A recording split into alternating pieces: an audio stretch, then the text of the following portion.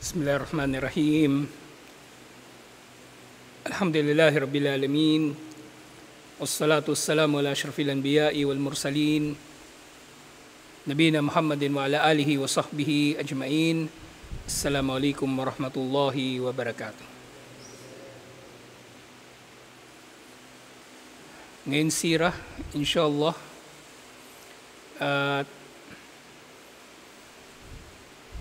Natalakay pa rin natin yung kabataan ni Propeta Muhammad sallallahu alaihi wasallam. So yung ilan sa kanyang mga naging trabaho, nung siya ay bata pa, yung sinasabi rito, hayatul qadh, walam yakun lahu sallallahu alaihi wasallam amalun muayyan fi awwali shababihi. Na wala raw siyang specific na trabaho sa mga unang panahon ng kanyang kabataan. Illa anna riwayat tawalat annahu kana yar'a ganaman.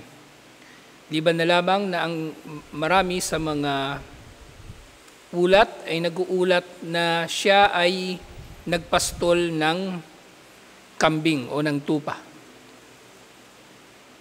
Ra'aha fi Bani Sa'ad, nagpastol si Propeta Muhammad sallallahu alaihi wasallam para sa Banu Sa'ad. At itong Banu Sa'ad na tinutukoy dito, ito rin sina Halima.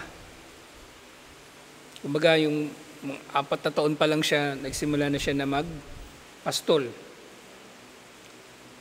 Wa fi Makkah li ahliha ala qararit. At yan din doon sa Makkah, siya ay nagpapastol kapalit ang qararit. Yung qararit na tinutukoy dito, kumbaga, kung ang kirat, malaking kayamanan, ang qararit, barya. So barya lang yung ibinibigay sa kanya ng kanyang mga kamag-anak na pinagpapastol niya ng kambing o tupa. Wayabdu annahu intakala ila amalit tijara hina shabba. At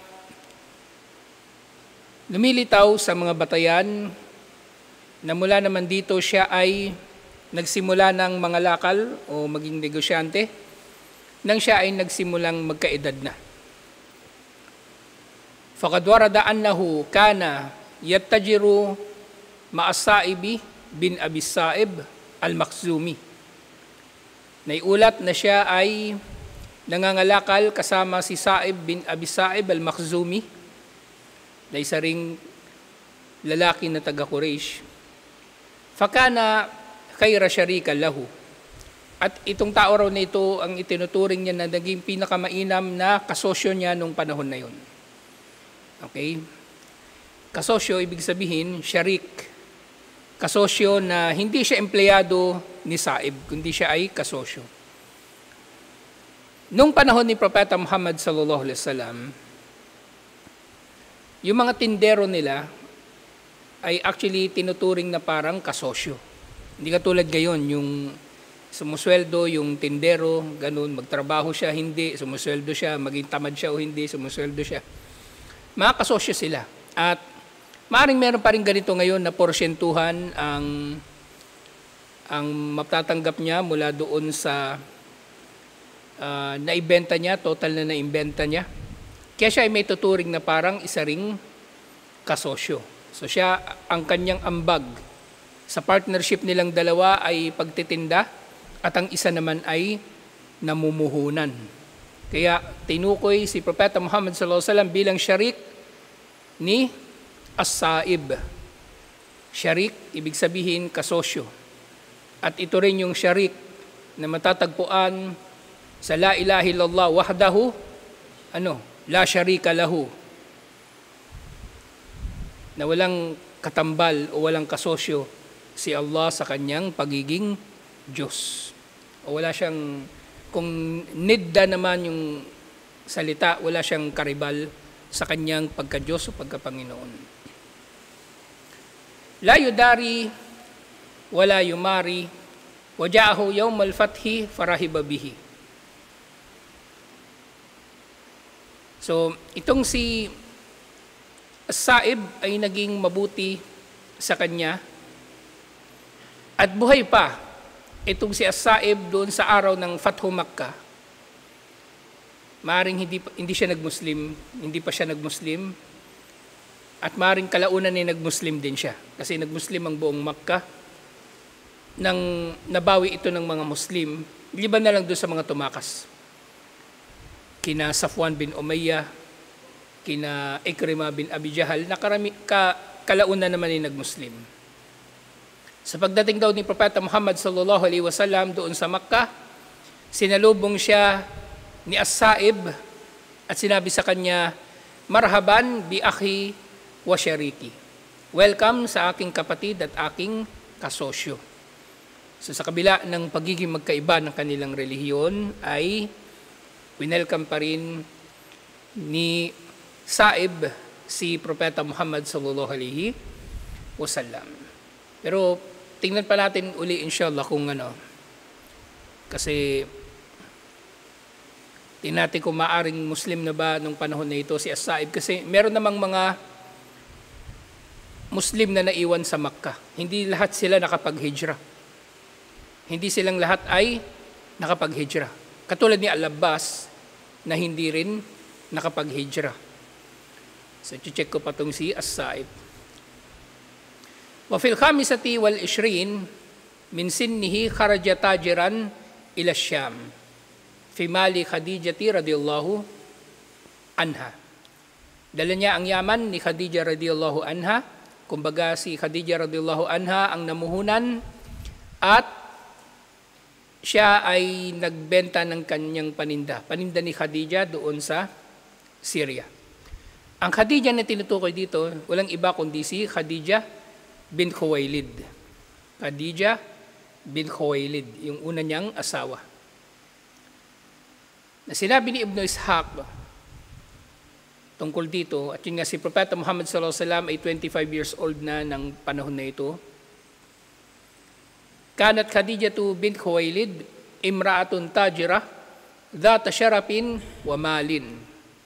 Si Khadijah bin Khuwailid ay babae na mangangalakal, babaeng negosyante na nakikilala sa kanyang marangal na antas at nakikilala sa kanyang yaman. So nung panahon bago pa naging propeta si Propeta Muhammad sallallahu alaihi wasallam, meron ng karapatan ang ilan sa mga kababaihan sa Quraysh, lalo na yung malalaya na kababaihan sa Quraysh, malalaya o lalo na yung mayaman. Halimbawa niyan yung asawa ni Abu Sufyan, si Hind, na meron silang sarili nilang yaman at hindi lang sila umaasa sa kanilang mga asawa. At sinabi, "Tasta'jiru rijala fi maliha." Umuupa daw siya ng mga tao o kalalakihan. Kumukuha siya ng mga kalalakihan na mga ngalakal para sa kanya. Na sa kalagayan nga nito sa panahon ni Propeta Muhammad sallallahu alaihi wasallam nung siya ay nagbebenta o nangangalakal para kay Khadijah. So yung pagpunta nila sa Syam ay hindi lang para magbenta. Ang pagpunta nila doon ay para mag-angkat din ng produkto na ibebenta nila sa Makkah. Actually nga binabanggit ko dati pa, ang Syam at ang Makkah ay konektado sa Silk Road na isang malawak na sistema ng kalakalan ng unang panahon. Nakonektado ito sa iba't ibang mga kalsada hanggang China, hanggang India, hanggang Africa, hanggang Europe, hanggang Russia, kung saan-saan. So yung mga kalalakihan na ito ay inuupahan ni Khadijah radhiyallahu anha at sinasabi ng mga scholar, porsyentuhan din ang kanilang kasunduan. Kaya sila ay may tuturing din na syarik o kasosyo ng kanilang mga hindi nating masabing amo kasi iba talaga yung sistema nila noon. Kumbaga, kasosyo sila na maituturing. Hindi sila empleyado lang nung may-ari nung caravan, nung may-ari ng mga paninda na kanilang dadalhin. Wa tudaribuhum iyaha bi shay'in taj'aluhu lahum, at sila nga ay magkakaroon ng bahagi mula doon sa mga nakalakal nila. Wa kanat Quraisyu qauman tudyaran at ang Quraysh ay nakikilala bilang isang tribo o nasyon ng mga mangangalakal. Yun talaga yung pangunahin nilang trade o pangunahin nilang kabuhayan. Hindi katulad sa Madina na mayroong mga taniman doon ng dates. Doon sa Makkah, wala namang matataniman doon halos, kaya ang karamihan sa kanila ay nangangalakal. At ang Makkah, syempre bilang sentrong panrelihiyon, kahit bago pa naging propeta si Propeta Muhammad sallallahu alaihi wasallam, marami ng tao doon. Sumalawakan din ang kalakalan doon at sinamantala ito ng Quraysh, alhamdulillah. Falamma balagaha an Rasulillahi sallallahu alaihi wasallam ma balagaha min sidki hadithihi. Dumating daw kay Khadija ang ulat na si Propeta Muhammad sallallahu alaihi wasallam ay mapagkakatiwalaan. Kaya nga kahit nung hindi pa siya propeta, siya ay nakikilala na bilang Al-Amin, ang mapagkakatiwalaan. Gayun din nakikilala siya sa kanyang pagiging matapat, lalong-lalo na sa mga ipinagkatiwala sa kanya, wa karamu akhlaqihi, at sa pagiging marangal ng kanyang ugali, ba'athat ilayhi. Sa pinatawag niya si Propeta Muhammad sallallahu alaihi wasallam. Faradat alayhi an yakhruja fi malin laha ila Syami tajiran. Kaya inalok niya si Propeta Muhammad sallallahu alaihi wasallam na pumunta ng Syam, dala ang kanyang mga paninda, ibebenta niya yun doon, at pagbalik ay meron din naman siyang dadalhin ng mga paninda mula sa Syria. O depende sa kung anong mapagkasunduan nila. Kasi sayang yung biyahe kung hindi sila mag-aangkat ng paninda rin doon. Wa ta'tihu afdalu ma kanat tu'ta gayruhu minat tujjar. At nang bumalik na si Propeta Muhammad sallallahu alaihi wasallam, ibinigay niya kay Khadija ang mas malaking tubo kaysa sa tubo na nakuha niya mula sa iba pang mga nangalakal para sa kanya. So mas malaki yung kinita niya kay Propeta Muhammad sallallahu alaihi wasallam. Ibig sabihin, naging mas mahusay na tagapagbenta o mas mahusay na salesman si Propeta Muhammad sallallahu alaihi wasallam. Actually, hindi lang sa pagbebenta. Sa negosyo, hindi lang tumatakbo yung negosyo sa mismong pagbenta. Napapaloob din dito, syempre, iba pang mga bagay.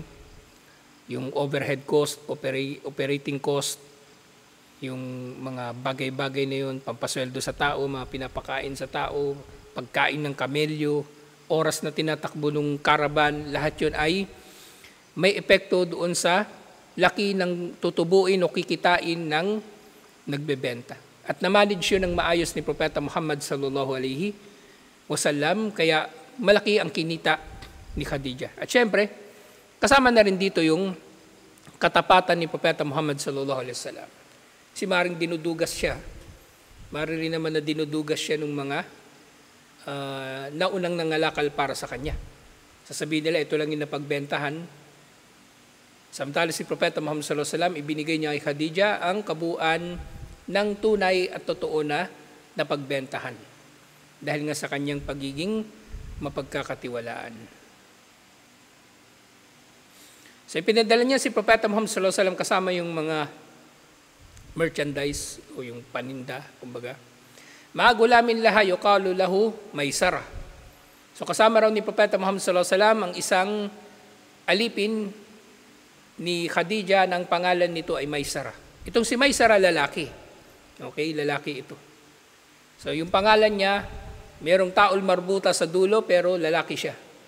So meron din palang ganung pangalan ng Arabo. Na may taul marbuta pero lalaki. Diba, yung Hamza, may taul marbuta yon pero yun ay pangalan ng lalaki. So, Maysara, pangalan din ito ng lalaki. Faqabilahu Rasulullah sallallahu alaihi wasallam minha, at tinanggap ni Propeta Muhammad sallallahu alaihi wasallam yung paninda. Wa kharaja fi maliha dhalik, at dinala nga niya ang mga paninda na ito. Wa kharaja ma'ahu gulamuha Maysara hatta qadima Syam. At dumating nga sila sa Syria kasama si Maysara at naibenta nila yung mga paninda ni Khadija. Walamma raja'a ila Makkah, nang nakabalik na sila sa Makkah, Wara'at Khadijatu fi maliha min al-amanati wal baraka ma lam tara qabla hadha. At nakabalik na sila sa Makkah, nakita ni Khadija sa kanyang yaman ang dulot ng katapatan ni Propeta Muhammad sallallahu alaihi wasallam at pagiging mabiyaya ng pagnenegosyo ni Propeta Muhammad sallallahu alaihi wasallam para sa kanya, na hindi niya nakita noon. Kumbaga ngayon lang niya nasaksihan na kumita siya ng ganito kalaki, na naging matapat ang kanyang tagapagbenta, ang kanyang kasosyo. Wa akhbaraha gulamuha Maysara bima ra'a fihi sallallahu alaihi wasallam min khilali adabihi min khilalin udbah wa syama'ilin karimah wa fikrin rajih wa mantikun sadiq wa nahjun amin. So nung pagbalik ni Maysara sa Makkah kasama si Propeta Muhammad sallallahu alaihi wasallam, ibinalita niya rin kay Khadija yung naging paraan ni Propeta Muhammad sallallahu alaihi wasallam doon sa pagbebenta niya. Siyempre, gusto ring malaman ni Khadija anong nangyari sa mga paninda, paanong nangyari na maganda ang pagbebenta sa pagkakataon na ito at hindi ito nangyari noon. Sa ikinwento ni Maysara kung paanong si Propeta Muhammad sallallahu alaihi wasallam ay naging mahusay sa kanyang pakikitungo sa kanyang mga pinagbebentahan, sa kanyang pagiging mapagbigay o madaling kausap, sa kanyang mahusay na pag-iisip at sa kanyang matuwid na pananalita at sa kanyang katapatan sa kanyang mga paninda. Wajadat dalatuha al-manshuda. At nakita nga siya ng kainaman kay Propeta Muhammad sallallahu alaihi wasallam. Wa kana sadatur ru'asa yahrisuna ala zawajiha. Sa panahon din na yun, ang marami sa mga matataas na tao o mga pinuno ng iba't ibang tribo, hindi lang Quraysh, ay nanliligaw kay Khadija radhiyallahu anha. Lahat sila ay tinanggihan ni Khadija radhiyallahu anha. Fatahaddathat bima fi nafsiha ila sadiqatiha Nafisa bint Mabna. So minsan daw ay kausap ni Khadija bin Khuwailid ang kanyang kaibigan na si Nafisa bint Munabbi. Bint Munabbi pala ito. Nafisa bint Munabbi. At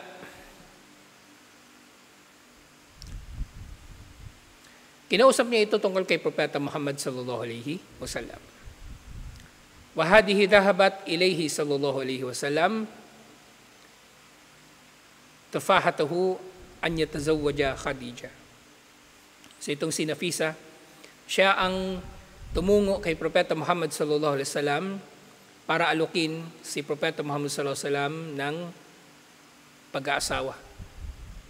So yung babae, yung nanligaw sa lalaki dito sa pagkakataon nito. Si Khadija ang nag-offer ng kasal kay Propeta Muhammad sallallahu alaihi wasallam. At makikita natin dito.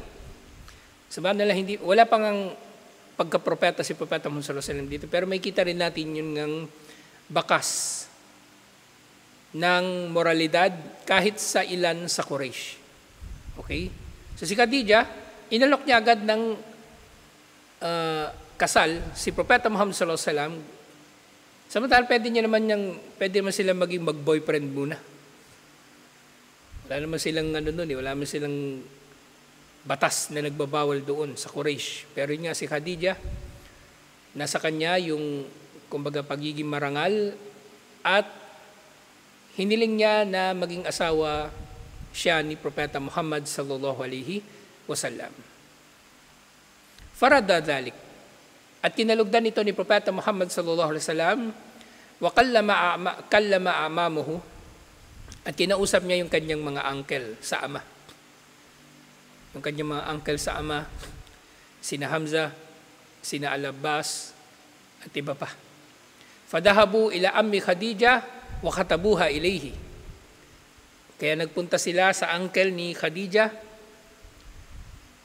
Ibig sabihin, uncle niya sa ama, tito niya sa ama, at namanhikan si Propeta Muhammad sallallahu alaihi wasallam at ang kanyang mga uncle doon sa kanya. Dahil itong uncle ni Khadija ang tumayong ama na niya, tumayong guardian niya.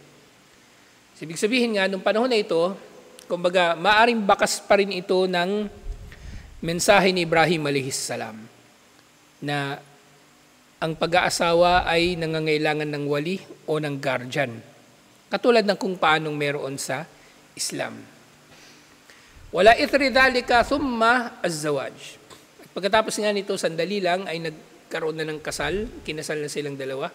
Wa hadar al-aqdu banu Hashim wa ru'asa'u Mudar. At dumalo sa kasal na ito ang Banu Hashim at ang pinuno ng Mudar. Yung Mudar, ito kumbaga, yung common na ancestor sa pagitan nung angkan ni Khadijah at angkan ni Propeta Muhammad sallallahu alaihi wasallam. Wadhalika ba'da ruju'ihi min asy-Syam bi shahrain. So 2 months pagkatapos na bumalik si Propeta Muhammad sallallahu alaihi wasallam mula sa Syria, ikinasal na sila ni Khadijah. So ganun kabilis yung nangyari na kumbaga sandali lang silang nagkakilala at sila ay nagpakasal na. At syempre sa Islam ngayon, maaari rin naman mangyari ito. Na merong babae halimbawa na meron siyang gustong lalaki, nakita siya ng lalaki na matuwid, nakita siya ng lalaki na responsable, na alam niya na matutustusan ang kanyang mga pangangailangan. Siyempre kabilang yun, importante rin yun. Alam nga naman mag-aasawa lang siya ng pogi lang, tas inutil naman. So, maaring siya ay mag-aalok ng kasal. Okay, sa lalaki na yon. Pero siyempre, ito ay dadaan sa mga paraan na marangal at walang haram. Hindi katulad nung nangyayari ngayon, mayroong babae, may gusto doon sa isang lalaki, PPM niya, papadalhan niya ng picture niya na walang hijab, o gusto kitang mapangasawa kasi matuwid ka, ito yung picture ko, tingnan mo, maganda naman ako, ganito, ganyan. Hindi ganun. Okay? Kagaguhan yun. Walang matinong babae ang gagawa ng ganun, at walang matinong lalaki ang papatol sa babaeng ganun. Ngayon kung mayroong babae, halimbawa, mayroon siyang gustong mapangasawa na lalaki, gawin niya sa maayos na paraan. Okay? So tulad ng ginawa ni Khadijah, na hindi siya ang direktang kumausap kay Propeta Muhammad sallallahu alaihi wasallam, ang kumausap ay ang kaibigan niya na si Nafisa. At ganyan din nung pumayag si Propeta Muhammad sallallahu alaihi wasallam, nagkaroon pa rin ng khitbah o ng pamamanhikan kay Khadijah. So hindi ito basta-basta lang sila na nagsama. At syempre, sila ay dumaan pa rin sa kasal. Hindi sila naging mag-boyfriend, hindi sila naging mag-engage o ano pa man. Hindi katulad sa Mindanao, may pa eh. Kasi mayaman doon, ganun eh. Bukod doon sa kasal, meron pa silang party para sa sa engagement. I-announce siya sa mga tao doon. So walang ganun na nangyari kay Propeta Muhammad sallallahu alaihi wasallam at kay Khadijah. Siyempre, kung babalikan natin yung Esma, sa pamagitan nito ay pinangalagaan ni Allah subhanahu wa ta'ala si Propeta Muhammad sallallahu alaihi wasallam na makakagawa siya ng bagay na immoral kahit hindi pa siya propeta. Okay? So pinangalagaan siya ni Allah na hindi siya nagkaroon ng boyfriend, hindi siya nagkaroon ng girlfriend, o hindi siya nagkaroon ng premarital na relation sa isang babae. So nagkaroon agad ng kasal. Nagkaroon ng kasal. At ang kanyang naging dowry daw ay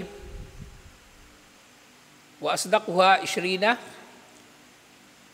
bakra, na ang naging dowry daw ni Propeta Muhammad sallallahu alaihi wasallam ay 20 na bakra. Yung bakra, wa kanat sinuha idadaka 40 sana.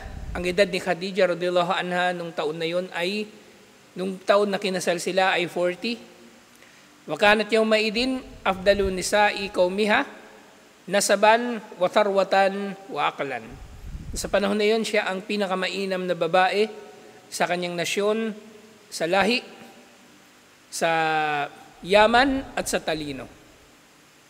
Okay? So 40 years old na siya nung panahon. At meron siyang mga anak dun sa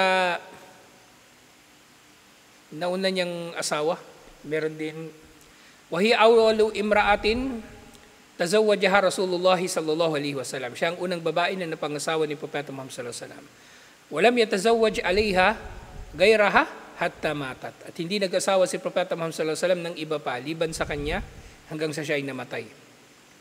Si Propeta Muhammad sallallahu alaihi wasallam hanggat buhay si Khadija, namatay si Khadija kailan? Pangilan taon ng pagkatapos ng Be'ta? Pangilan? Hula. Hindi kayo nagbabasa dapat kasi pag bakanting oras, magbabasa kayo nung magbasa rin kayo ng sira, magbasa kayo ng libro na nile-lecture natin para hindi kayo nagugulat. Kailan namatay si Abu Talib? Kailan yung Al-Isra wal Mi'raj? Lahat yun sa parehong taon nangyari, di ba? Kailan sila namatay? Bago yung hijra o pagkatapos ng hijra? Bago mag-hijra. O ilang taon? Sa ika-10 taon pagkatapos ng Be'ta.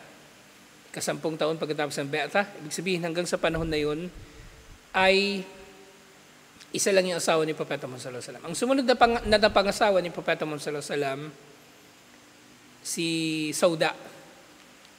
At ang pangasawa niya yun,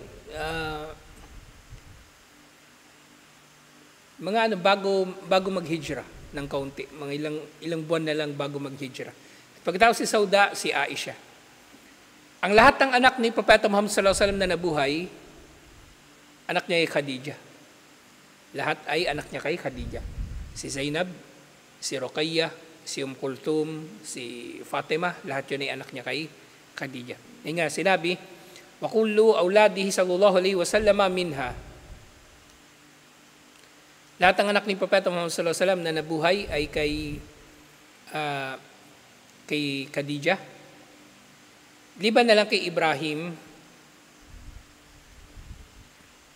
na si Ibrahim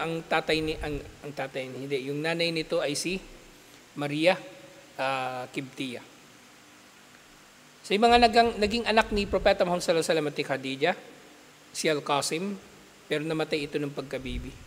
So meron siya mga naging anak na namatay nung baby pa. Kaya si Propeta Muhammad sallallahu alaihi wasallam, yung mga anak niya na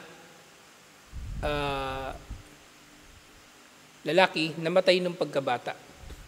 Kaya nga yung ayah, maka na Muhammadun aba ahadim min rijalikum, si Propeta Muhammad sallallahu alaihi wasallam ay hindi ama ng sino man sa kalalakihan sa inyo. Wala siyang anak na lalaki na tumanda o dumating sa edad ng pagbibinata. Mabihika na yukna o yukan na. So yung unang anak niya na lalaki si Al-Qasim, kaya si Propeta Muhammad sallallahu alaihi wasallam tinatawag din siyang Abul Qasim. Tinatawag din siyang Abul Qasim, kanyang kunya. Anong kunya? Palayaw na pinapangalan sa ama yung pangalan ng anak niya na pinakamatanda o kaya una niyang anak na lalaki. So, si Al-Qasim, tinawag siyang Abul Qasim. Si Al-Qasim yung kanyang anak na lalaki. Pagkatapos ito si Zainab, so yung unang anak niya si Al-Qasim. Okay? Sumunod si Zainab.